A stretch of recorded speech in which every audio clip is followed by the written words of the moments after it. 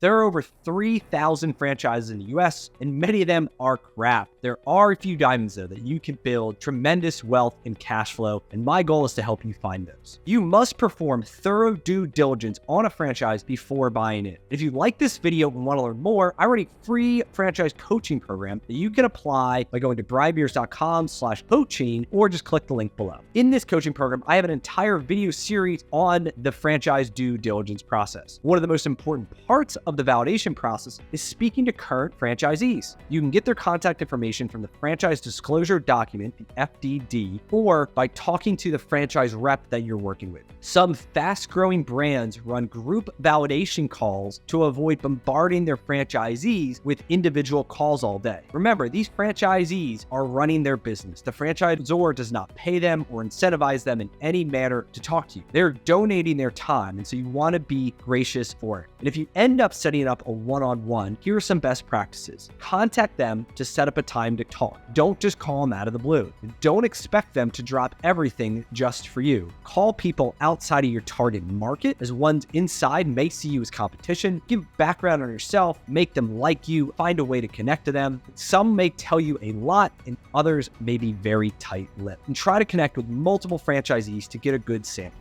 Let's get into the questions. And you can ask these whether it's a one-on-one or on a group validation call. If it is a group call, take note of other questions that people are asking. And if your question was one of them, write the answer and don't ask it again, as you don't want to waste their time. And this list is one of the many resources available within that free coaching program. And so here we go. How long have you been in business? You're going to talk to people who just are getting started or others who have been in it for a decade or more. You want to know that perspective. You want to know what they did before that too, and maybe it aligns with your background and you see similarities, or maybe it's completely different. How did you get into it? You want to hear their stories. What did they like about it? What were the benefits that they saw? What does your typical day look like? Are you working full-time in the business or not? People run franchises in all different formats. Some are full-time, they're owner-operators. Some are owner-technicians, like actually do the work. Some, like me, run this CEO model where we hire a team from day one and we build it from the ground up. You want to talk to people who are like you. If you're an owner-operator, talking to a CEO like me, while give you some perspective, may not give it all. Similarly, if I'm a CEO and I want to talk to other people running a model like me, not people who are in the weeds every single day, because we're going to have different perspectives on what do you like most about the business and what do you like least about the business. Any challenges that they're facing, you are most likely going to face as a franchisee. And so you want to really understand these challenges and things that they like and get them pumped up. Like, you should feel excited about those things too. And if you don't, then it may not be a good fit for you. How would you rate your initial training and your ongoing training? This one's critical because a big part of a franchise is giving you this business in a box, is giving you all this training. And you really want to understand, is all the training that they gave us and that they sold us on was so great? Is it actually great in practicality? Is it working? Like, do you think there are huge gaps, or do you feel like I was super prepared and ready to crush it? And then the ongoing training is you learn a lot in these. They are jamming decades of information into days of training and you fall short on some things. And so they need this ongoing training to get you up to speed once you actually start working in the field. How would you rate the support?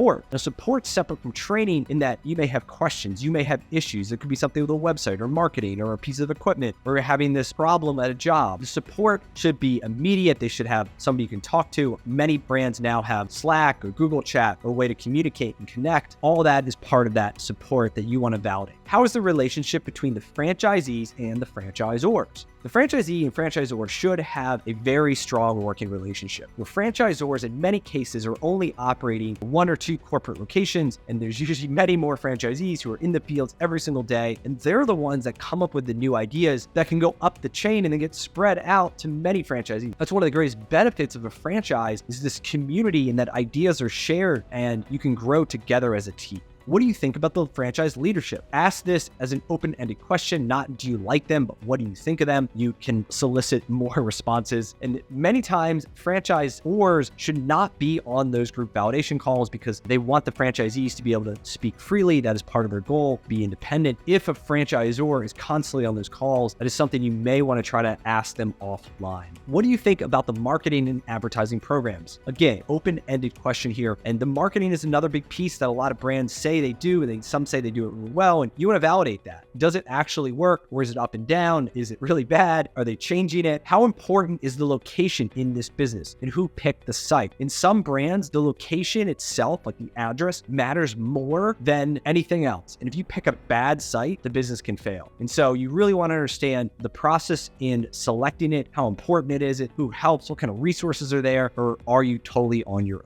If you're enjoying this video, you will absolutely love this. I've created a franchise due diligence checklist that you can get a copy of totally for free by clicking the link below. It'll take you over to this Google Doc. And on the checklist, we've got a number of categories. Number one, the leadership team. Remember, a franchise is a partnership, and you, as the franchisee, need to believe and trust your partner, the franchisor, just as much as they trust you. And so to help you with that, I've got a list here of 25 questions that you need to be asking the franchisor to help you get to know them and trust them. Then we got the franchise disclosure document, the FDD. This is the big contract that you're going to sign when you become a franchisee. I highly recommend using a franchise-specific attorney to help you with that process, and I can recommend a few if you need it. But this checklist is the big items as part of that contract that I look at when I am looking through a franchise. This helps make sure you speak the same language. There's a financial analysis, right? We all want to make money here, and you have to have the ability to build out a pro forma to see if you're going to make money. I have a whole nother video on that. I also have a link here of 10 ways to fund your franchise. A lot of people think you have to pay cash, but there's lots of ways that you can fund a franchise. I got it all here. Then we have to understand the operations. What is it like in a day in the life of a franchisee? Remember, you're going to eat, breathe, and sleep this business as you scale it, and you want to make sure that you enjoy operating the business, right? And then growth strategy. What does this thing look like in 5 years, 10 years? Do you want to scale it up and build a massive company? Do you want to flip these things? Do you want to have a cash flow machine? Do you want to pass it on to your kids, right? Everybody has a different goal of why they're buying a franchise. You want to make sure that your goal aligns with the franchisor and what is possible. And then finally, franchisee validation. You want to speak to other franchisees to validate everything that you learn and think you know about a brand. I've got a link here for 20 plus validation questions that you need to be asking other franchisees. You can get that. And finally, if you would like my team's help to find a franchise, you can click this link to book a discovery call. It's totally free. We will understand your goals, your skills, your budget, your location. And then we will match you with franchises that we think align with all those. And then we walk you through the process. I host live group calls almost every single week, so you can hop on and ask me questions and I can help you as well. We also have a course with a bunch of this stuff. It's totally for free. So if you want my team's help, click that link and I would love to work with you.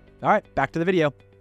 How difficult is it to find, train, and retain employees? Almost every service business is in the people business. It just happens to fix cars, paint houses, take care of seniors, whatever it is. And that success is highly, highly dependent on your ability to hire great people and get them to follow the process. Individual owners hire their own people. They're going to have different skills in that process. But you want to understand, as a general macroeconomic, how difficult is it, or do you seem to be able to get it done? How is the business doing in relation to your business plan? Note the business plan. A young business may be struggling in a sense, but at the same time, they could be beating their expectations. Or on the other hand, they could be struggling and it could be half as much of what they expected. You really want to understand, what did they plan for and where are they at now? This question will vary depending on what stage they're in. If you talk to someone who just launched a month ago or 6 months ago versus somebody who's been in business for 3 years, they're going to have different answers based on it. Are sales growing? You want to know, are they growing year over year, month over month? Are there macroeconomic changes that are affecting it? What are your gross margins? And that means basically your sales minus your cost of goods, which is like your materials and your direct labor. And again, are they in line with your expectations? If you talk to enough people who tell you, yeah, it's 50%, it's 48%, it's 52%, whatever that gross margin is,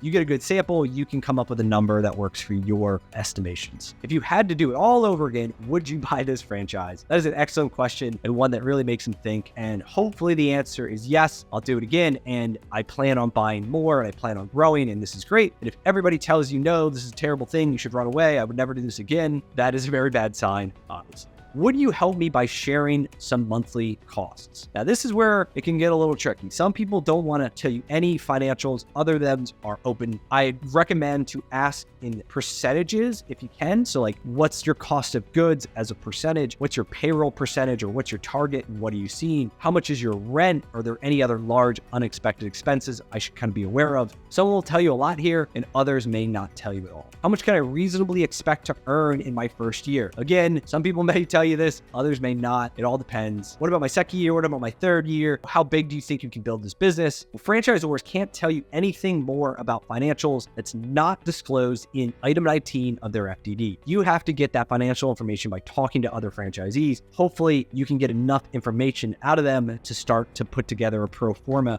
that gives you confidence in the business model. There's no crystal balls. No one knows exactly what you're going to make in a brand, but the goal is more directional to say, hey, what is possible in this thing? Can I reasonably expect to make $200,000 a year per franchise unit? Can I buy 5 of them? Can I build 10 of them? It becomes a multiple at scale. And then finally, is there anything else that you would like to share with me or that you think might help me in making my decision? You might have some more franchise specific questions about technology or product market fit or the hours of the business, something that's brand specific. So make sure you add your own questions to this list. And at the end of the day, you want to thank them for your time. Remember, they do not have to make these calls. They are investing time in the brand because they want to help grow it. They want to help attract better and new franchisees because the rising tide lifts all the boats. And if someone is very helpful, send them a small gift, whether it's like a digital coffee card or you send them a book or even a handwritten note would be a nice gesture. And remember, if you end up buying in, that person could become a friend, they could become a mentor, and it's something that you can give back to them over time. The franchise validation process can be very time consuming, but don't skip it. Buying a franchise is a life-changing decision, and you want to make sure that you pick a good one. And don't just follow the hype. Just because a brand works really well for me does not mean it'll work well for you. A good brand for you matches your goals, your skills, your budget, and your location. But the validation process is just one of the steps in the process to confirm everything that you've learned and you think you know about brand. So comment below with any questions and subscribe to this channel to learn more about building wealth and cash flow through franchising. Cheers.